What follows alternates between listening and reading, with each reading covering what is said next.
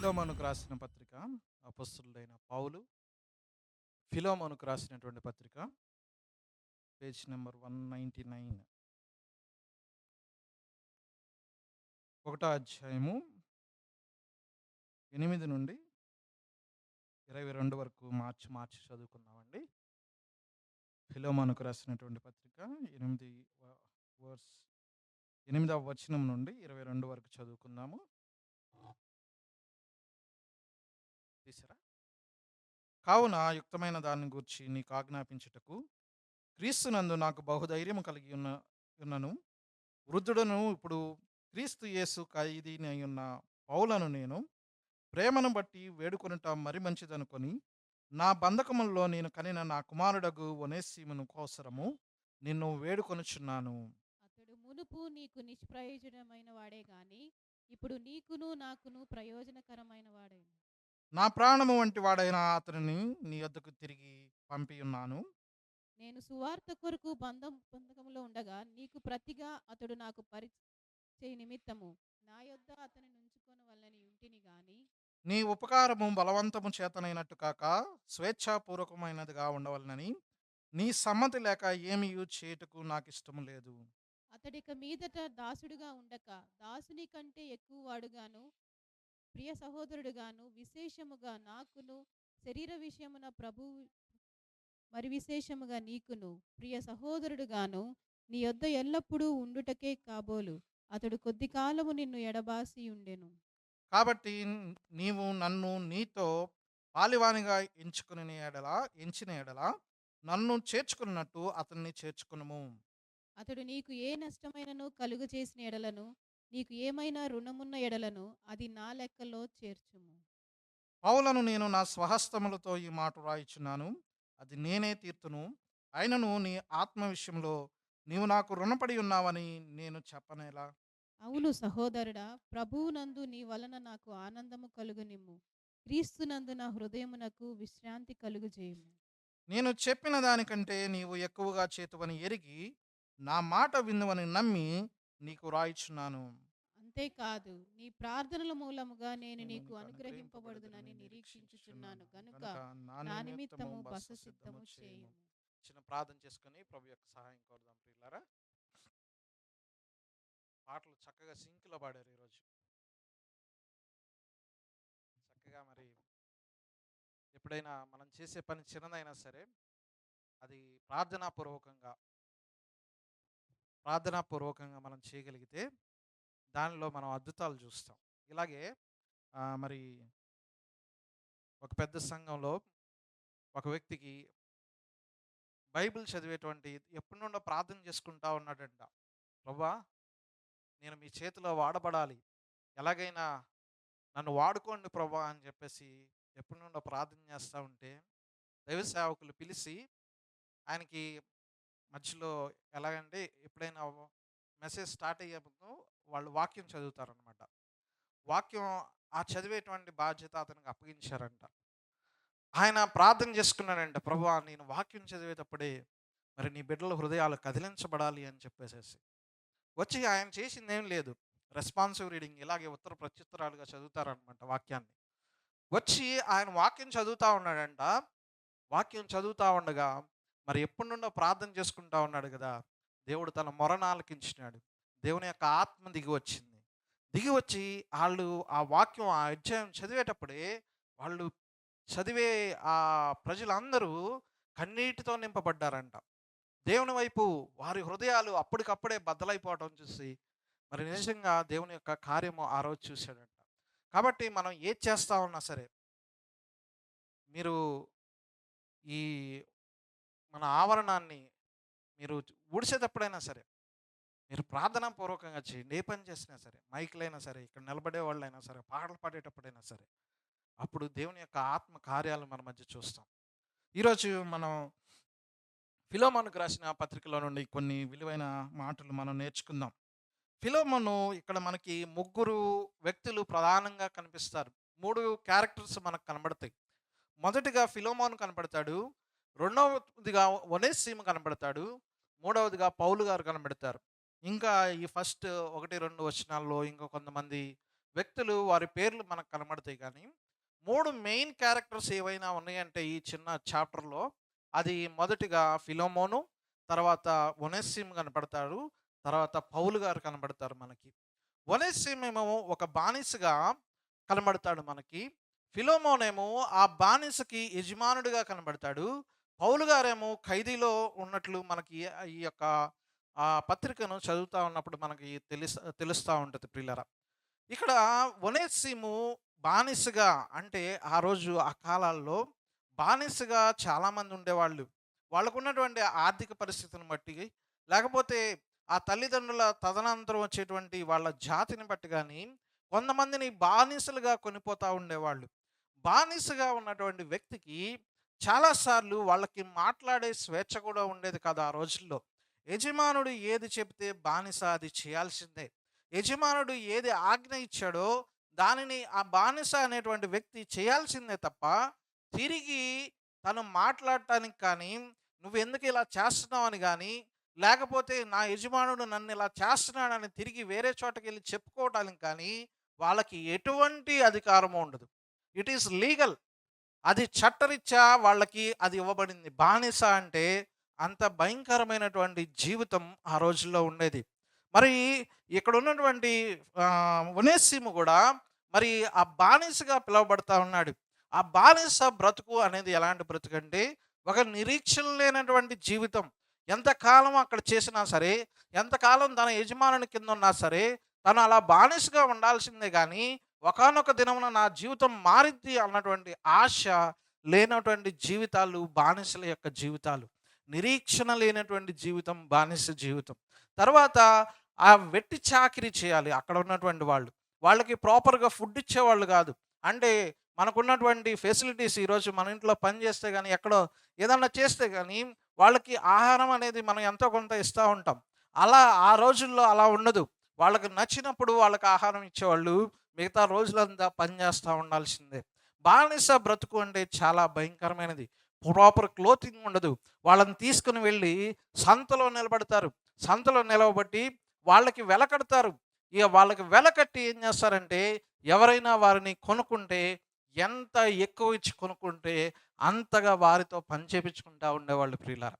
కాబట్టి అటువంటి బ్యాక్‌గ్రౌండ్ నుండి మరి ఈ యొక్క ఒనేసిము మనకు కనబడతా ఉంటాడు.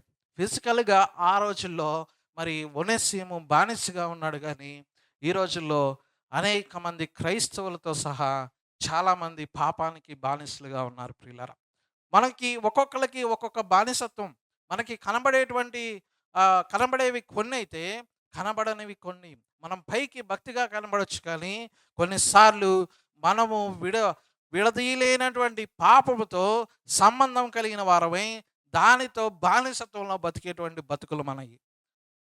ఉదయం లేవంగానే ఫోన్ పట్టుకోకపోతే కొంతమందికి తెల్లారదు. లేచిన దగ్గర నుండి కొంత సోషల్ మీడియాలో కొంత సమయం గడకపోతే వాళ్ళకి ఆ రోజు గడవదు.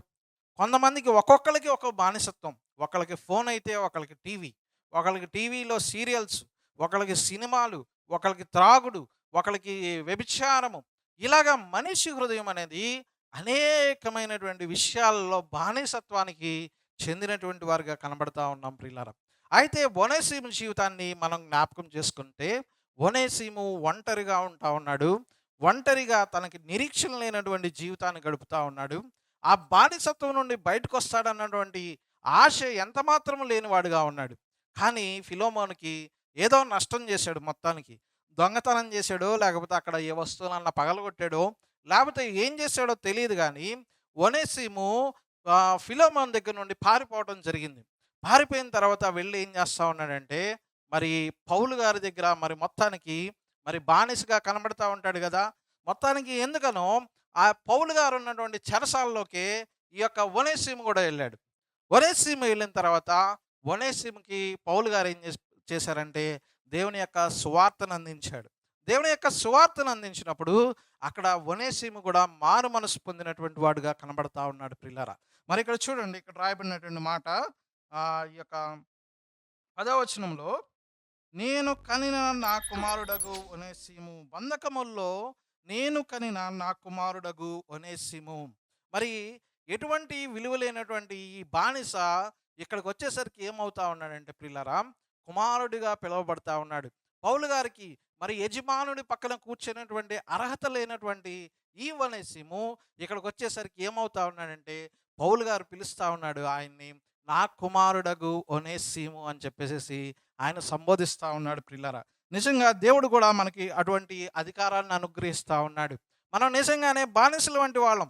పాపానికి బానిసలైనటువంటి మనము దేవుని యొద్ద నిలబడటానికి కానీ, దేవుణ్ణి ఎదుర్కోవటానికి కానీ, దేవుని సన్నిధిలోనికి రావటానికి కానీ ఏమాత్రము అర్హత లేనటువంటి మనల్ని దేవుడు ఏం చేస్తా ఉన్నాడంటే, ఎందరైతే తన ప్రియకుమారుని అంగీకరిస్తా ఉన్నారో, ఎవరైతే ఆయన యొక్క రక్తము చేత పాపములను కడుక్కున్న వారిగా ఉన్నారో, వారందరికీ దేవుని కుమారులగుటకు ఆయన అధికారం అనుగ్రహించినాడు ప్రియులారా. ఈ ఒనేసిముకు ఎలాగ అధికారం లేదో యజమానుని పక్కన కూర్చోవటానికి, ఎలాగా మరి ఆయన ఎదుట నిలబడటానికి కూడా అధికారం లేని వాడుగా ఉన్నాడో, కానీ ఎప్పుడైతే సువార్తను అంగీకరించాడో కుమారుడిగా పిలువబడతా ఉన్నాడు ప్రియులారా. నిజంగా మరి ఇక్కడైతే ఈ లోక యజమాని పక్కనే కూర్చున్నాడు, కానీ ఈ ఒనేసిము దేవుడు మనం ఆయనతో కూడా ఆయన సింహాసనంతో మనం కూడా కూర్చుండడానికి దేవుడు మనకు అధికారం ఇచ్చినాడు ప్రియులారా. ఈరోజు మనకేమీ లేకపోవచ్చు, ఈరోజు ఇక్కడ మనకు అధికారం లేకపోవచ్చు, ఈరోజు మనం ఆర్థిక పరిస్థితులు బాగపోవచ్చు, లేకపోతే ఈరోజు మనకున్న స్థితిగతులు చాలా తక్కువే అవ్వచ్చు, కానీ దేవుడు నీకు నాకు ఎటువంటి అధికారాన్ని ఇస్తా ఉన్నాడంటే, ఆయనతో కూడా కూర్చున్న పెట్టుకోవడానికి, ఆయన సింహాసనం మీద నువ్వు ఉండడానికి దేవుడు ఇష్టపడి నిన్ను ఏర్పాటు చేసుకున్నాడు ప్రియులారా. చూసారా ఎంత గొప్ప భాగ్యాన్ని దేవుడు మనకిస్తా ఉన్నాడు. నా కుమారుడగు ఒనేసిము, దేవుడు నేను కుమారుడిగా కుమార్తెగా పిలుచుకుంటా ఉన్నాడు. కుమారులు కుమార్తెలు అనబడడానికంటే అత్యధికమైన పేరుతో నేను వారిని పిలుస్తా ఉన్నానని చెప్పి యెషయా గ్రంథంలో దేవుడు సెలవిస్తా ఉన్నాడు ప్రియులారా. నిజంగా ఇహలోక సంబంధమైనటువంటి తల్లిదండ్రులు కానీ కుమారులు కానీ తల్లిదండ్రులుగా కొన్నిసార్లు మన పిల్లలకు కావాల్సినవి మనం చేయలేకపోవచ్చు, కొన్నిసార్లు ఫెయిల్ అయిపోవచ్చు, కానీ మన పరలోకపు తండ్రి మన ప్రతి అవసరాన్ని తీర్చేటువంటి దేవుడు ప్రియులారా. నిజమే, మన జీవితంలో కూడా చాలాసార్లు ఈ ఒనేసిముకున్నటువంటి నిరాశ, నిస్పృహ, నిరీక్షణ లేనటువంటి స్థితి చాలాసార్లు మన జీవితంలో ఉండవచ్చు, కానీ వాటన్నిటినీ తప్పించుకుంటా దేవుడు వచ్చినాడు ప్రియులారా. చూడండి, మరి రీసెంట్గా హైదరాబాద్లో ఒక ఇన్సిడెంట్ జరిగింది. జీవన్ అది ఉంటే కనుక ఆ ఫోటో పెట్టినానా నీకు పంపించింది. మరి రీసెంట్గా హైదరాబాద్లో ఒక ఇన్సిడెంట్ జరిగింది.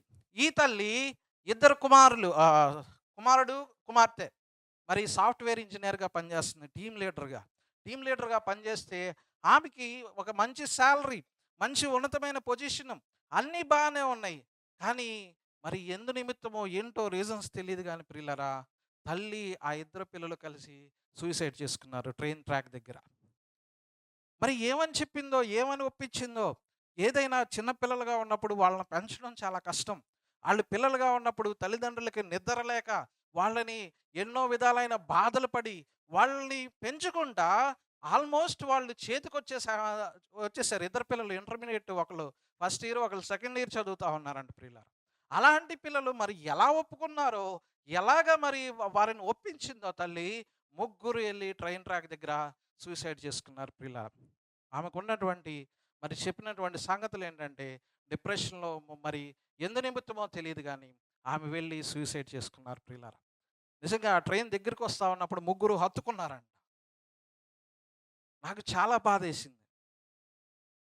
చిన్నపిల్లలుగా ఉన్నప్పుడు అంత బాధపడి వాళ్ళని పెంచుకుంటా వచ్చి చివరికి చేతికొచ్చే టయానికి వాళ్ళందరూ కలిసి చనిపోవడం అనేది చాలా బాధ వేసింది ప్రియులారా. నేను ఎందుకు ఈ మాటలు చెప్తా ఉన్నానంటే, మన జీవితంలో కూడా చాలాసార్లు మన జీవితాన్ని ముగించుకుందామని అనేటువంటి ఆలోచనలు మనకు వస్తూ ఉంటాయి ప్రియులారా.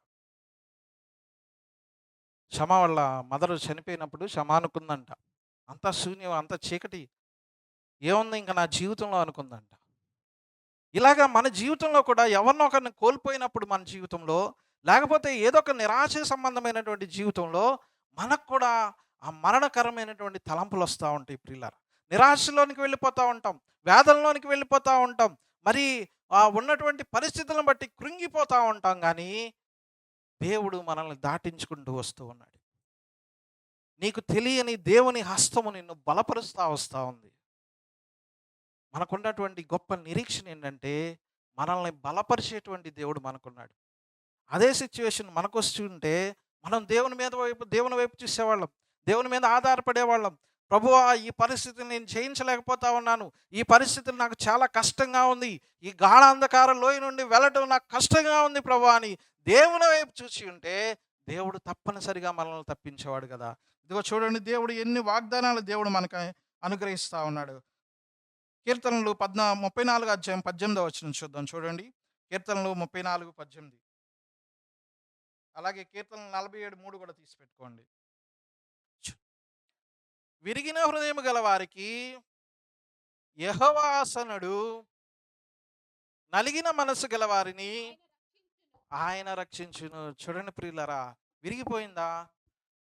విరిగిపోయినటువంటి హృదయం కలిగినటువంటి వారుగా ఉన్నారా? నలిగిన హృదయం కలిగి ఉన్నావు కదా కొన్నిసార్లు. కానీ దేవుడు అటన్నిటి నుండి తప్పించుకొని మన మరణం వరకు మనల్ని నడిపించడానికి సమర్థుడైనటువంటి దేవుడు నీకు నాకు ఉన్నాడు ప్రియులారా. యెహోవా దేవుడుగా గల జనులు ధన్యులు. ఎందుకంటే మన పరిస్థితి ఏదైనా సరే ఆ పరిస్థితికి తగిన విధంగా మనల్ని బలపరచగలిగిన దేవుని మాట మనతో ఉంది ప్రియులారా. ఆ పరిస్థితి నుండి మనం ఎలాగ బయటికి రావాలో మనకు సహాయం చేయగలిగినటువంటి గొప్ప దేవుడు మనకున్నాడు ప్రియులారా. అందుకే దేవుడు మరి విరిగిపోయిన మనసు కలిగిన వారికి, హృదయంలో నలిగిపోయిన వారికి, వారందరికీ దేవుడు సమీపంగా ఉన్నాడు ప్రియులారా. తర్వాత 147:3 చూద్దాం. చూడండి, కీర్తనలో 147:3. గుండె చెదిరిన వారిని ఆయన బాగు చేయవాడు, వారి గాయములను కట్టువాడు. బ్రోకెన్ హార్ట్, విరిగిపోయిన హృదయాలు బాగు చేసేటువంటి దేవుడు. ఆయన నీ గాయములను కట్టి తీసుకొచ్చాడు ఇంత దూరం. ఇంకా ఫ్యూచర్లో కూడా నీ గాయమైతే దానిని కట్టి నిన్ను క్షేమంగా భద్రంగా నడిపించగలిగినటువంటి దేవుడు నీ దేవుడు ప్రియులారా. తల్లిదండ్రులుగా ఆ తల్లి ఆ బిడ్డల్ని కాపాడలేకపోయింది, కానీ దేవుడు నిన్ను కాపాడటానికి సమర్థుడైనటువంటి నీ పరలోకపు తండ్రి నిన్ను కుమారుడిగా కుమార్తెగా పిలుస్తున్నటువంటి దేవుడు ఆయన మరి నిన్ను రక్షించడానికి, నిన్ను మరి నడిపించడానికి సమర్థుడైనటువంటి దేవుడుగా ఉన్నాడు ప్రియులారా. ఇంకా కొన్ని మాటలు చూడండి, దేవుని మాటలు. కీర్తనలు 56:8 కూడా చూడండి. కీర్తనలు 56:8. నా సంచారములను నీవు లెక్కించి ఉన్నావు, నా కన్నీళ్లను నీ బుడ్డిలో నుంచబడి ఉన్నవి, అవి నీ కవిలలో కనబడును కదా. నువ్వు ఏడుస్తున్నప్పుడు దేవుడు ఆ కన్నీటిని భద్రంగా దాస్తా ఉన్నాడు ప్రియులారా. ప్రతి కన్నీటి బొట్టుకి జవాబిచ్చేటువంటి రోజు ఒక రోజు ఉంటుంది. ప్రకటన గ్రంథంలో కూడా రాయబడినటువంటి మాటలు ఏంటంటే, మరి ఆయన మన ప్రతి బాష్ప బిందువును తుడిచేటువంటి రోజు ఉందండి ప్రియులారా. ఈ కాల కష్టాలు మనం క్రైస్తవులుగా ఉన్నప్పుడు కష్టాలు రావన్నది కాదు, కానీ కష్టాలు వస్తాయి, శ్రమలు వస్తాయి, కానీ వాటన్నిటి గుండా దేవుడు మనల్ని నడిపిస్తాడు. గాఢాంధకార లోయలో నడిచినను ఏ అపాయములకు నేను భయపడను. ఎందుకు భయపడమంటే ఇదిగో ఆయన దుడ్డు కర్ర దండము మనల్ని ఆదరిస్తుంది. నువ్వు జలములలో పడి వెళ్ళినప్పుడు అవి నీ మీద పొరలవు, అవి నీ మీద పారవు అని దేవుని యొక్క వాక్యం సెలవిస్తాం. జలములలో గుండా వెళ్తాం, కష్టాల్లో గుండా వెళ్తాం, శ్రమల్లో గుండా తప్పనిసరిగా వెళ్తాం. మనం చనిపోయేంత వరకు ఏదో ఒక శ్రమ ద్వారా వెళ్తానే ఉంటాం. కానీ ప్రియులరా, వాటన్నిటిలో నిన్ను భద్రపరచడానికి, నిన్ను క్షేమంగా నడిపించేటువంటి దేవుడు నీకున్నాడు ప్రియులరా. ఎంత గొప్ప దేవుడు నీకున్నాడో చూడండి. ఈరోజు అర్హత లేని మనకు తన కుమారులుగా కుమార్తెలుగా పిలువబడటానికి దేవుడు మనకు అర్హతనిచ్చినాడు ప్రియులరా. ఆ అర్హత నీకు సాధించడానికి ఆయన త్యాగం చేయవలసి వచ్చింది ప్రియులరా. తర్వాత ఇంకా కొన్ని మాటలు ఇదే ఫిలోమోనుకు రాసిన పత్రికలో చూస్తే, నేను కనిన కుమారుడగు ఒనేసిము 3 కింద ఒక ఫుట్ నోట్ ఉంది చూడండి. ఒనేసిము అనే పేరు నాకు సహాయకరమైన అని అర్థము. ఒనేసిము అంటే సహాయకరమైన. ఆ యొక్క పేరుకు తగినటువంటి పరిస్థితుల్లో ఒనేసిము లేడు. నాకు సహాయం ఎక్కడి నుండి వస్తుంది అనుకుంటా ఉన్నాడేమో, లేకపోతే ఈ బానిస బ్రతుకు నుండి నాకు విడుదల ఎప్పుడు అనుకుంటా ఉన్నాడేమో. ఎన్ని రోజులు కన్నీళ్లు కార్చుకున్నాడు, ఎన్ని రోజులు శ్రమ పడ్డాడు, ఎన్నిసార్లు ఒక్కడే కూర్చొని దుఃఖించాడేమో. నాకు సహాయం అని నాకు పేరుంది, కానీ నా సహాయం ఎక్కడా అనుకుంటా ఉన్నాడేమో. ఎప్పుడైతే పౌలు గారు కలిసినాడు ప్రియులరా, తన స్థితిగతులు మారిపోయినాయి అన్నమాట. దేవుడు మనకు సహాయం చేసేటువంటి వ్యక్తిగా ఉన్నాడు ప్రియులరా. నిజంగా ఆయన మనం బలపరిచే వ్యక్తిగా ఉన్నాడు. అదేవిధంగా మనకు సహాయం చేసేటువంటి వ్యక్తిగా దేవుడు ఉన్నాడు ప్రియులరా. ఇదే విషయాన్ని మనం సమూయేలుకు రాసిన 1 సమూయేలు 7వ అధ్యాయం 10వ వచనం. 1 సమూయేలు 7వ అధ్యాయం 10వ వచనం. సమూయేలు దహన బలి అర్పించుచుండగా అర్పించుచుండగా చదవండి. ఫిలిస్తీన్లు యుద్ధము చేయుటకై ఇశ్రాయేలుల మీదకి వచ్చిరి. అయితే యెహోవా ఆ దినమున ఫిలిస్తీన్ల మీద మెండుగా ఉరుములు ఉరిమించి వారిని తారుమారు చేయగా వారు ఇశ్రాయేలుల చేత ఓడిపోయిరి. తర్వాత చదవండి అక్క. 12 కూడా చదవరా. అప్పుడు సమూయేలు ఒక రాయి తీసి మిస్పాకును షేనుకును మధ్య దానిని నిలిపి ఇంతవరకు యెహోవా మనకు సహాయము చేసినని చెప్పి దానికి ఎబెనెజరు అను పేరు పెట్టెను. ఎబెనెజరు అనగా సహాయపు రాయి. రాయి. దేవుడు ఫిలిస్తీన్ల మీద ఇక్కడ ఇశ్రాయేలీయులకు జయాన్ని ఇస్తా ఉన్నాడు ప్రియులారా. ఫిలిస్తీన్లు యుద్ధానికి వెళ్ళినప్పుడు మరి వారిని ఆ యొక్క ఫిలిస్తీన్లను తారుమారు చేసి దేవుడు ఏం చేస్తా ఉన్నాడంటే వారికి విజయాన్ని అనుగ్రహించాడంట. విజయాన్ని అనుగ్రహించినప్పుడు సమూయేలు ఏం చేస్తా ఉన్నాడంటే అక్కడ ఆయన మిస్పాకును షేనుకు మధ్య ఒక రాతిని నిలిపి దానికి ఎబెనెజరు అని పేరు పెట్టాడంట ప్రియులారా. సహాయపు రాయి. ఈ దేవుడు ఎవరో తెలుసా? నీకు సహాయం చేసేటువంటి దేవుడు. సమయోచితమైనటువంటి సహాయం. ఏ సమయంలో నీకు ఏ సహాయం కావాలో, ఏ సమయంలో ఎలాగ నీతో మాట్లాడితే నువ్వు బలపరచబడతావో, ఏ సమయంలో మరి నువ్వు కృంగిపోయినప్పుడు నీకు ఒక ఆదరణకరమైన మాట, ఏ మాట నీతో మాట్లాడితే నువ్వు మరలా తిరిగి పుంజుకొని నీ జీవితాన్ని ముందుకు కొనసాగిస్తావో ఆ సమయోచితమైనటువంటి సహాయాన్ని దేవుడు మనకు అనుగ్రహించేవాడుగా ఉన్నాడు ప్రియులారా. ఆయన సహాయపు రాయి. ఒక రాయి ఏ విధంగా కదలకుండా లేకపోతే ఒక స్ట్రాంగ్గా ఎలా ఉంటుందో మనకు సహాయం చేసే విషయంలో, మనల్ని నడిపించే విషయంలో కూడా దేవుడు అంత స్ట్రాంగ్గా మన చేతిని పట్టుకుంటాడు ప్రియులారా. మనమే చాలాసార్లు ఆయన చేతిని విడిచిపెట్టేస్తాం, కానీ దేవుడు మన చేతిని పట్టుకున్నప్పుడు ఆయన మనల్ని అంతం వరకు నడిపించేవాడుగా ఉన్నాడు. ఫిలిస్తీన్లు వస్తూ ఉన్నారు. వారి మధ్య ఎలాగ యుద్ధాన్ని జయించాలో తెలియదు, శత్రువు మీద జయాన్ని ఎలా చూడాలో తెలియదు. అప్పుడు వీళ్ళు ప్రార్థన చేస్తూ ఉన్నారు. ప్రార్థన చేస్తూ ఉన్నప్పుడు పైన వచనాల్లో దేవుడు వారి ప్రార్థన ఆలకించి మా మనవి ఆలకించును అన్నటువంటి మాటలు అక్కడ కనబడతాయి పిల్లరా. దేవుడు నీ ప్రార్థన అంగీకరించేటువంటి దేవుడు, నీ ప్రార్థన వినేటువంటి దేవుడు. ఆయన నీ కన్నీటిని చూసి మౌనంగా ఉండేటువంటి దేవుడు కాదు, కానీ ఆయన ఏం చేస్తూ ఉన్నాడంటే సహాయపు రాయిగా దేవుడు మనందరికీ ఉన్నాడు ప్రియులారా. ఇదే మాట కొలసీలకు రాసినటువంటి పత్రికలో 2వ అధ్యాయం 14వ వచనంలో అక్కడ ఒక మాట ఉంటుంది చూడండి. కొలసీలకు 2:14. దేవుడు వ్రాతపూర్వకమైన ఆజ్ఞలను, ఇది మనం తర్వాత చూద్దాం, ఒక్క నిమిషం. దేవుడు ఫస్ట్దేమో దేవుడు మనల్ని కుమారులు కుమార్తెలుగా పిలుస్తూ ఉన్నాడు. రెండవదిగా దేవుడు మనకి సహాయపు రాయిగా ఉన్నాడు. ఈ మాటలు గుర్తుంచుకోనండి. మొదటిగా కుమారులు కుమార్తెలు అవటానికి దేవుడు మనకు అధికారాన్ని ఇచ్చాడు. రెండవదిగా మనకి సహాయపు రాయిగా దేవుడు ఉన్నాడు. మూడవది చూడండి, 11వ వచనము, ఫిలెమోనుకు రాసిన పత్రికలో 11వ వచనము. అతడు మునుపు నీకు నిష్ప్రయోజకమైన వాడే కానీ ఇప్పుడు నీకును నాకును ప్రయోజనకరమైన వాడాయను. చూడండి, మునుపు అంటే ఈ పాస్ట్లో కనుక చూస్తే మనం ఒనేసిము యొక్క జీవితాన్ని చూస్తే ఒనేసిము పనికిరాని వాడిగా ఉన్నాడు, నిష్ప్రయోజకమైనటువంటి వ్యక్తిగా ఒనేసిము కనబడతాడు. కానీ ఇప్పుడు అంటాడు పౌలు గారు, అప్పుడు నిష్ప్రయోజకుడేమో కానీ ఇప్పుడు నీకును నాకును ప్రయోజకరుడు అయ్యాడు అని చెప్పేసి మరి పౌలు గారు చెప్తా ఉన్నాడు ప్రియులారా. నిజమే, పాపం నిన్న సురేష్ పాపాన్ని గురించి చెప్తా, పాపము మనల్ని ప్రయోజకులుగా ఉండకుండా చేస్తుందంట. పాపము మన జీవితాల్లో అవమానం అనేది తీసుకుని వస్తుంది. ఆ పాపం వల్ల ఎవరైతే ఈ ఫోన్లకు కానీ లేకపోతే ఈ యవన కాలంలో ఈ యొక్క యవన కోరికలకు బానిసగా అయిపోయి వాళ్ళు చదువు మీద కాన్సన్ట్రేట్ చేయలేరు, వాడి తల్లిదండ్రులకి ప్రయోజనకరంగా ఉండరు, వాళ్ళ జీవితాలు వాళ్ళకి ప్రయోజనకరంగా ఉండవు, వాళ్ళు దేనికి పనికిరానటువంటి ప్రయోజనకరంగా లేనటువంటి పరిస్థితుల్లోకి వెళ్ళిపోతూ ఉంటారు ప్రియులారా. అయితే దేవుడు మనల్ని అలాగ ఉండటానికి దేవుడు మనల్ని సృష్టించలేదు, కానీ మనం ప్రయోజనకరంగా ఉండాలి. మన తల్లిదండ్రులకి మనం ప్రయోజనకరంగా ఉండాలి, మనం ప్రయోజనకరంగా ఉండాలి, మన తోబుట్టువులకి మనం ప్రయోజనకరంగా ఉండాలి, సంఘానికి నువ్వు ప్రయోజనకరంగా ఉండాలి. ఎప్పుడైతే నువ్వు మారు మనసు పొందుతావో, ఎప్పుడైతే ప్రియ కుమారుని దేవుణ్ణి నువ్వు ఆయన క్రీస్తుని నువ్వు అంగీకరిస్తావో అప్పుడు నుండి నీ జీవితం మార్చబడుతుంది. ఇదిగో పాతవి గతించెను, సమస్తము క్రొత్తవాయెను. ఈ పాతవి ఏదైతే ఉన్నాయో, ఈ పాత పాప రోగ సంబంధమైనటువంటి ఈ ఆలోచనలు సమస్తాన్ని విడిచిపెట్టిన వాడుగా నువ్వు ఏమవుతావంటే ప్రయోజనకరమైన వాడిగా అవుతావు ప్రియులారా. అప్పటి వరకు చదువు మీద ధ్యాస ఉండదు, చదువుకోవాలన్న ఆశ ఉండదు. కానీ ఎప్పుడైతే నువ్వు దేవుని యందు భయభక్తులు కలిగి ఉంటావో ఆ భయము నీకు జ్ఞానాన్ని నేర్పిస్తుంది ప్రియులారా.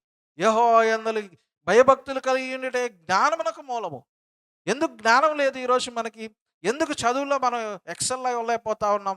ఎందుకు మనం చేసే పనుల్లో ఎక్సెల్ అవ్వలేకపోతున్నాం అంటే కొన్నిసార్లు మనం దేవుని నుండి తప్పిపోవటాన్ని బట్టి కూడా మనం ఈ యొక్క విజయాన్ని మన జీవితంలో సాధించలేం ప్రియులారా. కానీ ఎప్పుడైతే దేవుని దగ్గరికి వస్తామో మన హృదయము కొత్తగా జన్మించిన శిశువు వలె చెప్పలశక్యమైనటువంటి ఆనందముతో దేవుడు మనల్ని నింపుతాడు ప్రియులారా. అలాంటి వాళ్ళు సమాజానికి, తల్లిదండ్రులకి, సంఘానికి, దేవుడికి ప్రయోజనకరమైనటువంటి వ్యక్తులుగా అయిపోతారు ప్రియులారా. ఒనేసిము ఇక్కడ ఏమవుతున్నాడంటే ప్రయోజనకరమైనటువంటి వ్యక్తిగా అయిపోతా ఉన్నాడు. కొంతమందికి తల్లిదండ్రుల విలువ అర్థం కాదు ప్రియులారా. మొన్న ఒక వీడియో చూస్తూ ఉన్నాను. ఒక 13 సంవత్సరాల ఒక బాలిక, ఇద్దరు పిల్లలు. చాలా ఆ యొక్క పూరిపాక ఇల్లు అనమాట. తల్లిదండ్రులు ఇద్దరు చనిపోయినారు. బంధువులు ఎవ్వరూ దగ్గరికి తీసుకోవట్లేదు వాళ్ళని మరి ఎవరు చేర్చుకోవట్లేదు. కానీ మరి ముగ్గురు అనాథలైపోయారు. ఇద్దరు బిడ్డలు, ఇద్దరు మగపిల్లలు, ఒక కూతురు పెద్దదనమాట, 13 సంవత్సరాలు, ఇద్దరు 7 సంవత్సరాలు 6 సంవత్సరాలు అనుకుంటా మగపిల్లలకి. వాళ్ళ ముగ్గురు అనాథలైపోయినారు. ఎవరు వారిని చేర్చుకోవట్లేదు. అలాగా ఆ ముగ్గురు అలా ఉంటా ఉన్నప్పుడు ఆ పెద్ద కూతురు ఇంట్లో ఉన్నటువంటి ఆ 13 సంవత్సరాల బాలిక భిక్షాటన చేసి తీసుకొచ్చి ఆ ఇద్దరు పిల్లల్ని పోషిస్తూ ఉందండి ప్రియులారా. నేను ఎందుకు ఈ మాటలు చెప్తా ఉన్నానంటే ఈరోజు తల్లిదండ్రుల విలువ యవ్వన బిడ్డలకి అర్థం కావట్లేదు. వాళ్ళు ఎంతగా మిమ్మల్ని పోషిస్తూ ఉన్నారో, ఎంతగా మీ కొరకు వాళ్ళు తాపత్రయపడతా ఉన్నారో, ఎంతగా మీరు మరి వారికి ప్రయోజనకరంగా ఉండాలి, లేకపోతే మీ భవిష్యత్తు బాగుండాలని వాళ్ళు సమస్తాన్ని సర్వాన్ని త్యాగం చేసి మీ కొరకు వాళ్ళు ఉంటా ఉంటే తల్లి తండ్రి చులకనైపోయినారు. దేవుడు నీ జీవితంలో తల్లిదండ్రులని చిన్నప్పుడే తీసేయలేదుగా. తీసేసి ఉంటే నీ జీవితం ఎలా ఉండేది? ఆ బిడ్డలను చూసినప్పుడు నిజమే, మనం 30 సంవత్సరాలు 40 సంవత్సరాలు ఇప్పుడు వరకు తల్లిదండ్రులు సజీవంగా ఉన్నారంటే అది దేవుని కృప కాదా? ప్రభువా, నాకు ఒక మంచి కుటుంబాన్ని ఇచ్చావు, నాకు తల్లిదండ్రులను ఇచ్చావు, నాకు చదువుకోవడానికి అవకాశం ఇచ్చావు. ఆ ప్రతి పరిస్థితిలో దేవునికి మనం కృతజ్ఞత చెల్లించవలసిన వారంగా ఉన్నాం ప్రియులారా. తల్లిదండ్రుల హృదయాలు బద్దలైపోతా ఉన్నాయి ఈరోజు యవ్వన బిడ్డలను చూస్తూ ఉంటే. ఎన్నో ఆశలతో వాళ్ళని పెంచుకుంటా ఉండంటే నిజంగా ఈ యొక్క కాలం యువతను చూస్తే అసలు చాలా భయంకరంగా ఉన్నారు ప్రియులారా. ప్రియ దేవుని బిడ్డలారా, తమ్ముడు చెల్లి జాగ్రత్త, మీ యవ్వన కాలం జాగ్రత్త, మీ పవిత్రతను జాగ్రత్తగా కాపాడుకోండి. దేవుడు మిమ్మల్ని ఆశీర్వదిస్తాడు. ఒనేసిము పనికిరాని వాడిగా ఉన్నాడు, కానీ ఎప్పుడైతే దేవుని భయము, దేవుని యొక్క ఆ దేవుణ్ణి తెలుసుకున్నాడో ప్రియులా, ఒక ప్రయోజనకరమైనటువంటి వ్యక్తిగా అయిపోయినాడు. దేవునికి పూర్వకాలం నువ్వు పనికిరాని వాడిగా ఉన్నావేమో, ఈరోజు పనికొచ్చే ఒక పాత్రలాగా దేవుడు నిన్ను ఏర్పాటు చేసుకున్నాడు ప్రియులారా. తర్వాత మాటలకి మనం వెళ్ళిపోదాము. చూడండి, తర్వాత 14వ వచనం. నీ ఉపకారము బలవంతమైనట్టుండక స్వేచ్ఛాపూర్వకమైనది ఉండవలెనని నీ సమ్మతి లేక ఏమీ చేయుట నాకు ఇష్టము లేదు. చూడండి ప్రియులారా, దేవుడు ఎంత గొప్ప దేవుడు అంటే, దేవుడు ఆయన మనకి విలువనిచ్చే దేవుడు ప్రియులారా.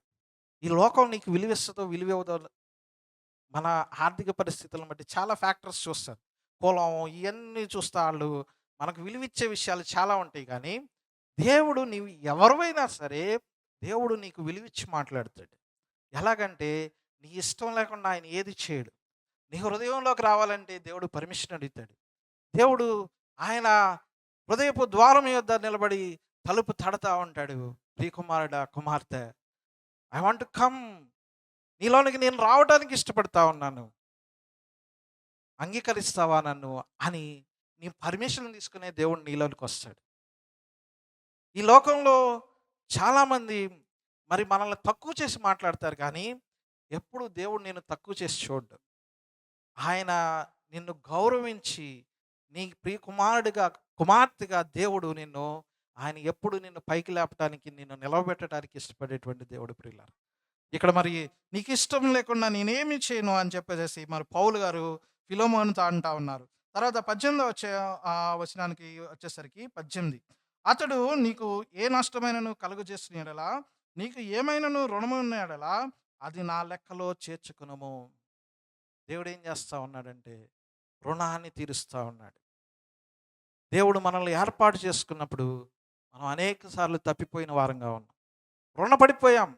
సాతానుడు మనల్ని బంధకాల్లో బంధించి ఉన్నప్పుడు కొంత వెల చెల్లించి ఆ సాతానుడి దగ్గర విడిపించడానికి వెల చెల్లించవలసి వచ్చింది. ఆ ప్రతి వెల, ప్రతి నాణెము, ప్రతి పెన్ని దేవుడు మరి ఆయన వెల చెల్లించి ఆ రుణాన్ని ఆయన తీర్చి ఆ శిలువ మీద ఆయన ఆ రుణపత్రాన్ని ఆయన కొట్టివేసి ఆ రాతపూర్వకంగా రాయబడినటువంటి ఆ పత్రాన్ని ఆయన కొట్టివేసిన వాడుగా ఆ సాతాను బంధకాల్లో నుండి నిన్ను నన్ను విడిపించడానికి ఆయన తన ప్రాణంను త్యాగం చేయవలసి వచ్చింది ప్రియులారా. మనం బంధకాల్లో బందీలుగా ఉన్నప్పుడు దేవుడు మనల్ని విడిపించిన వాడుగా కనబడతా ఉన్నాడు. నీవు పొందవలసిన అవమానము ఆయన పొందుకున్నాడు, నువ్వు చెల్లించవలసిన వెల ఆయన చెల్లించాడు. నీ పాపమునకు వచ్చే జీతము మరణము అన్నప్పుడు నీ ప్రాణం పోవాలి పాపం చేసినప్పుడు, కానీ దేవుడు తన ప్రాణాన్ని పోగొట్టుకున్నాడు. దేవుడు మన కొరకు సమస్తాన్ని త్యాగం చేశాడు. ఆ తల్లి బిడ్డలను కాపాడుకోలేకపోయింది, కానీ నిన్ను నన్ను కాపాడుకోవడానికి దేవుడు తన ప్రాణాన్ని ఇచ్చేసినాడు. చూడండి ప్రియులరా, దేవుడు ఎంతగా మనల్ని ప్రేమిస్తూ ఉన్నాడు. కానీ మనం చాలాసార్లు ప్రతిసారి ఆయన గాయపెడుతూ ఆయన కష్టపెడుతూ వచ్చిన వాళ్ళమే, కానీ దేవుడు ఎంతగా నిన్ను గౌరవించటానికి, నీ విలువ పెంచడానికి, ఆ యొక్క బానిసత్వంలో ఉన్నప్పుడు కనీసం ఆ ప్రాపర్ వస్త్రాలు లేనటువంటి పరిస్థితి మనకు కనబడతా ఉంటుంది. వాళ్ళని అర్ధనగ్నంగా ఆ యొక్క దీనిలో అంగడిలో నిలవబెట్టి అమ్మేటువంటి పరిస్థితులు ఉంటాయి ప్రియులారా. తప్పిపోయినటువంటి కుమారుడు కూడా వస్త్రాలు సరిలేవు, పందులు తినేటువంటి పొట్టితో సహవాసం చేస్తూ వచ్చినటువంటి వ్యక్తిగా ఉన్నాడు. వస్త్రాలు సరిలేవు, స్నానం లేదు, మురికి కొడుతూ కంపు కొడుతూ వస్తూ ఉన్నాడు. అటువంటి వ్యక్తిని చూసి తండ్రి మెడ మీద పడి ముద్దు పెట్టుకొని, నా ప్రియ కుమారుడా తిరిగి వచ్చావా, నా వద్దకు వచ్చావా, సంతోషం, ఆనందం. మనం కూడా అదే పరిస్థితిలో ఉన్నప్పుడు దేవుడు మనల్ని చేరదీశాడు, దేవుడు మనల్ని హత్తుకున్నాడు. మురికి, కంపు, పాపం, ఎక్కడ చూసినా గాయాలే, తలంపుల్లో పాపమే, చూపుల్లో పాపమే, క్రియల్లో పాపమే, శరీరం అంతా పైనుండి అరికాల వరకు పాపమే. ఆ పాపాన్ని అంతా తీసివేయడానికి సాతాను మోపుతున్న నెపాలు, వాటన్నిటి నుండి దేవుడు విడిపించి మనల్ని నిలబెట్టడానికి దేవుడు ఇష్టపడుతూ ఉన్నాడు ప్రియులారా. ఇది మాటలు జకరియా రాసినటువంటి గ్రంథంలో 3-4 వచనాలు చూద్దాం ప్రియులారా. జకరియా 3:3-4 వచనాలు.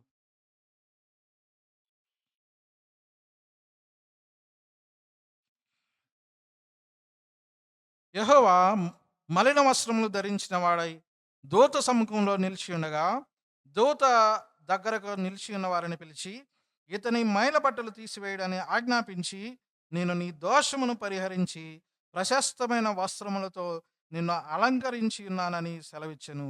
పైన చదివితే ప్రియులారా 1-2 వచనాలు కూడా చదివితే, ప్రధాన యాజకుడైన యెహోషువ నిలవబడుటయు, సాతాను ఫిర్యాది అయి అతని కుడిపార్శ్వమున నిలవబడుటయు అతడు నాకు కనబరిచెను. సాతాను యెహోవా నిన్ను గద్దించుచున్నాడు, యెరూషలేమును కోరుకొని యెహోవా నిన్ను గద్దించుచున్నాడు, ఇతడు అగ్నిలో నుండి తీయబడిన కొరివి వలె ఉన్నాడు కదా అని యెహోవా దూత సాతానుతో నేను. చూడండి ప్రియులారా, సాతాను ఫిర్యాదు చేస్తా ఉన్నాడు. ఇదిగో ఈ వ్యక్తి పలానా విషయంలో తప్పు చేశాడు, పలానా చూపుల్లో పడిపోయాడు, పలానా చోట పాపం చేశాడు, ఇతను చాలా దోషి, ఇతడు శిక్షకు అర్హుడు అని చెప్పేసి సాతానుడు నెపాలు మోపుతా ఉంటే, దేవుడు ఏం చేస్తా ఉన్నాడంటే, లేదు, అతడు కొరివి వలె, అగ్నిలో నుండి తీయబడిన కొరివి వలె ఉన్నాడు, ఆయన మండుచున్నటువంటి కొరివి వలె ఉన్నాడు. దేవుడు ఏం చేస్తా ఉన్నాడంటే దూతను పిలిచి, ఇదిగో ఇతని మైల వస్త్రాలు తీసేసి, ఇతని మురికి వస్త్రాలు తీసేయండి, ఇతని పాపం అంతా కడిగి వేయబడింది. దేవుణ్ణి యేసుక్రీస్తు ప్రభువుని అంగీకరించినటువంటి ఇతనికి ఏ శిక్షా విధి లేదు. ఇతడు ప్రతి శిక్ష నుండి విడుదల పొందాడు. ఈ పాపము పరిహరించబడింది అని చెప్పేసి దేవుడు ఏం చేస్తా ఉన్నాడంటే యెహోషువని చూసి చెప్తా ఉన్నాడు. సాతానుడు మన మీద కూడా చాలాసార్లు నెపం మోపుతా ఉన్నప్పుడు మనం దేవుని దగ్గరికి వెళ్ళి ప్రభువా నన్ను క్షమించవా అన్నప్పుడు ఆయన ఉత్తరవాదిగా న్యాయాధిపతిగా మన పక్షం నుండి ఇదిగో నేను చిందించిన రక్తంలో నా కుమారుడు ఇతని రక్తములు ఇతని పాపములు కడగబడ్డాయి అని చెప్పేసి దేవుడు మనల్ని మరి పరిశుద్ధులుగా నిలబెడతా ఉన్నాడు. ప్రియులారా, చూసారా, మొదటిగా దేవుడు మనల్ని కుమారులు కుమార్తెలుగా చేసుకున్నాడు. ఏ అర్హత లేనటువంటి మనల్ని ఆయన కుమారులుగా చేసుకున్నాడు. తర్వాత ఆయన మనకి సహాయపురాయిగా మనల్ని నడిపించేటువంటి వ్యక్తిగా దేవుడు మనకున్నాడు. మూడవది, దేవుడు మనకు గౌరవం ఇచ్చేటువంటి వాడుగా ఉన్నాడు. ప్రియులారా, నిజంగా అప్పటి వరకు ఒనేసిముకి గౌరవం లేదు కానీ ప్రియులారా, ఆ తర్వాత రాయబడిన మా సమయం అయిపోయింది. ఆ తర్వాత రాయబడినటువంటి మాటల్లో ఇతడు ఇంకా బానిసగా ఎంత మాత్రం పిలువబడ్డు కానీ నా ప్రియ సహోదరుడిగా పిలువబడతాడు. బానిస, అంగడిలో అమ్మబడినటువంటి వ్యక్తి, అర్ధనగ్నంగా నిలబడినటువంటి వ్యక్తి, ఏ విలువ ఏ వాల్యూ లేనటువంటి వ్యక్తి, మాట్లాడటానికి కూడా అధికారం లేనటువంటి వ్యక్తి, ప్రాపర్గా వస్త్రాలు లేనటువంటి వ్యక్తి, నిరీక్షణ లేనటువంటి వ్యక్తి, కన్నీటిలో బతుకుతున్నటువంటి వ్యక్తి ఈరోజు నిరీక్షణ కలిగిన వాడిగా దేవుడు తనకు మరి వాగ్దానం చేసినటువంటి పరలోక రాజ్యాన్ని సంపాదించుకోబోయేటువంటి వ్యక్తిగా ఇప్పుడు ఎక్కడ కూర్చుంటా ఉన్నాడంటే పౌలు గారితోనూ మరి యజమానుడైనటువంటి ఫిలోమోనుతో కూర్చున్నటువంటి గొప్ప భాగ్యము మరి ఈ యొక్క ఒనేసిముకు దొరికింది. చూసారా ప్రియులరా, దేవుడికి మనకు కూడా అటువంటి వారమే, ఒనేసిము లాంటి వాళ్ళమే. కానీ దేవుడు నిన్ను తన సింహాసనం మీద కూర్చొని పెట్టుకోవడానికి ఇష్టపడినటువంటి వాడుగా ఉన్నాడు. కాబట్టి మన యొక్క రుణపత్రము, మన పాపపత్రము సమస్తాన్ని కొట్టివేసి మనల్ని ఫ్రీవిల్గా మనల్ని మరి విడుదల చేసినటువంటి వాడిగా దేవుడు కనపడతా ఉన్నాడు. ఈ విషయాలన్నీ ఆత్మ సంబంధంగా మనం ఆలోచించినప్పుడు అది మనకి దేవుడు మన పట్ల ఎంత త్యాగం చేశాడో, ఎంతగా మనల్ని నడిపించుకుంటా వస్తూ ఉన్నాడో, మనం డిప్రెషన్లో మనం ముందుకు వెళ్ళలేము, సాగలేము అనుకున్నటువంటి పరిస్థితుల్లో కూడా దేవుడు ఎలాగ మనల్ని తీసుకుని వచ్చినాడో ఒక్కసారి జ్ఞాపకం చేసుకుంటే అది మనం దేవునికి కృతజ్ఞతలు చెల్లించకుండా ఉండలేం. కాబట్టి వీటన్నిటి బట్టి దేవుణ్ణి మనం ఆరాధన చేసుకుందాం. దేవుడి కొద్ది మాటలు దీవించుగాక.